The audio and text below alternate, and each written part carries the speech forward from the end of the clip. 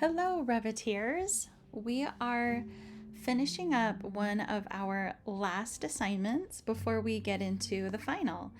I wanted to create a little video that goes through this assignment step by step, including the due dates and what's included. So now that we're coming back from spring break, hopefully we'll all be on the same page.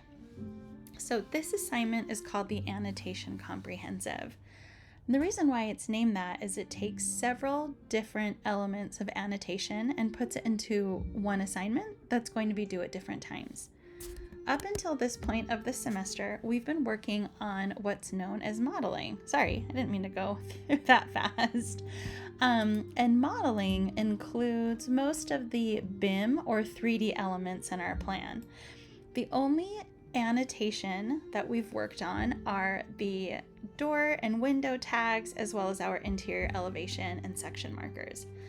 So essentially, in a plan, everything that is an annotation are the elements that include text.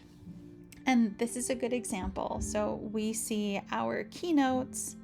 Here's our window tag, door tag.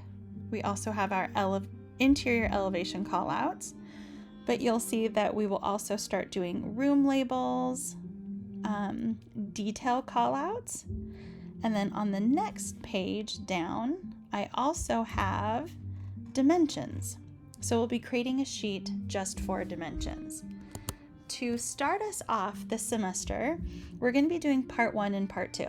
And the reason why different parts are due on the same week is because I grade them differently. So for example, part 1 and part 2 are both due on March 21st, but they're listed differently because they have different lectures, and I'll also be grading them differently.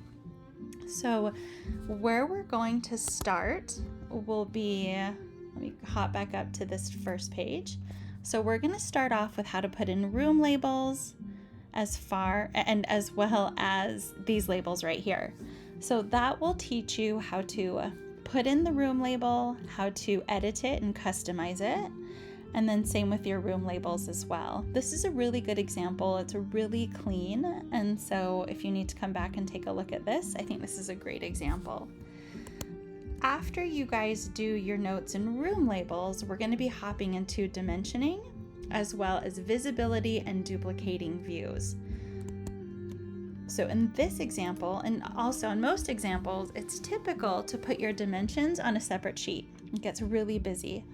So as far as visibility goes, what we're going to do is I'm going to teach you how to control your visibility so you can turn off all the other notes and furniture that might get in the way. And all we are looking for are walls, windows, and plumbing. Basically the things that are fixed to the plan. The things that can't move. And then we'll put in our dimensions, and I go through the way that I would prefer you to mention I prefer you to dimension because depending on the instructor you have, maybe even where you work, dimensioning is done a little bit differently everywhere, and I explain why it could be different and what I think is the most effective way to dimension.